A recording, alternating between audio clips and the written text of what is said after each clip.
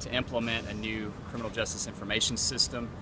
That system consists of an offender management system that the jail uses to keep track of inmates. It also consists of a court management system that helps the courts keep track of defendants and their cases.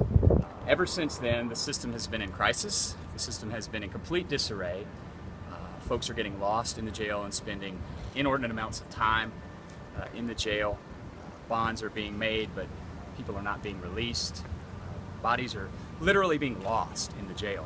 The jail population has climbed over that time period. The conditions have been described as pretty dire. We're hearing stories of folks who've spent the night in the intake section of the jail, not one, not two, but 3 nights in an area that is designed for about 60 people. There have been reports of as many as 120 people.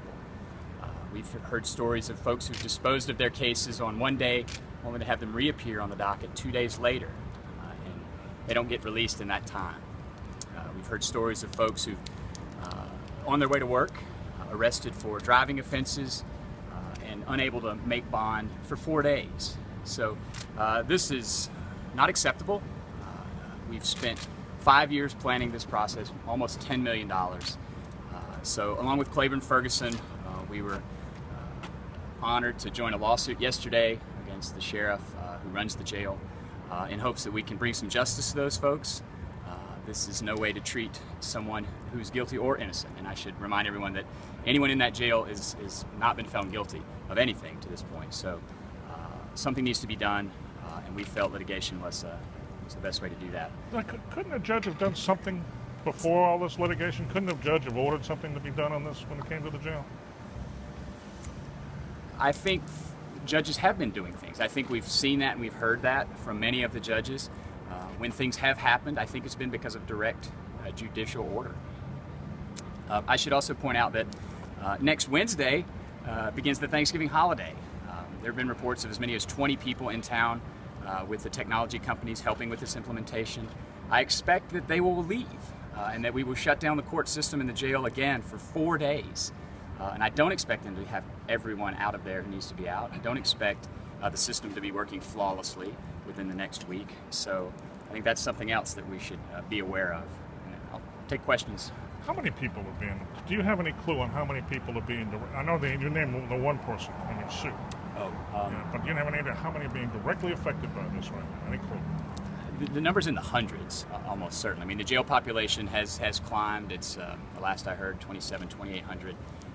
And of course, a lot of those folks were in there already and will be in there for some time. I expect it to be in the hundreds. What are you hearing about the current status of the computer system? Are the problems getting worse? Are they getting any better? What are people telling you? I'm hearing that it's not gotten much better. I'm hearing that there's a lot of effort being put into it, but that it's not much different now than it was on the day that they started. Have you gone to the sheriff at all and said, hey, we'll help you out any way we can as well, but we just can't have this continued? Have you received any type of happening, any type of help, any type of response from the sheriff's office? No. What do you think about that? Just City is a criminal justice advocacy reform organization. I don't have the technological expertise. I don't know how to run a jail. I don't know how to run a court system. But I do know that the people who are brought in there have certain constitutional rights that have been completely and totally ignored. I mean, this is a significant lawsuit. $10 million, I believe. Okay, so I mean, what does this mean for the county? What does this mean for the taxpayer? I mean, they're gonna have to foot the bill for this, huh? It means that they need to fix this problem.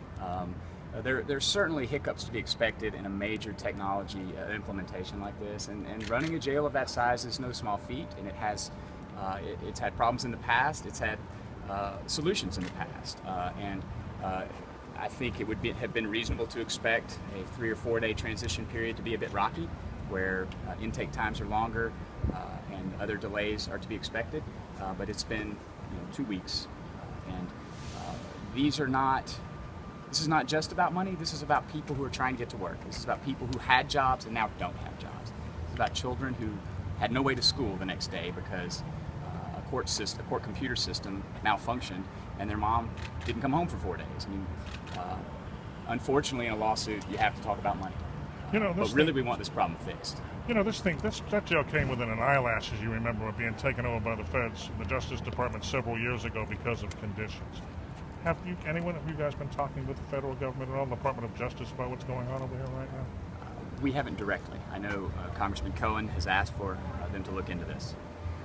Would you say that these cases disproportionately affect African Americans, and what would you say to African Americans who are watching this now? Absolutely. The jail population is on any given day 86, 87, 88% African American. So I have not seen numbers, I don't have data, but from what we know about that jail, it certainly impacts African Americans disproportionately. The county commissioners have said, this wasn't intentional. They've done everything they can to make sure this was smooth. Things haven't gone the right way. Do you have to prove actual malice in this lawsuit to get a victory? Deliberate indifference is the language of the lawsuit, and I think that's been pretty clear from the folks we've talked to. It's been pretty clear from public statements, representatives of the Sheriff's Department, that this is almost accepted. And again, I think that's acceptable.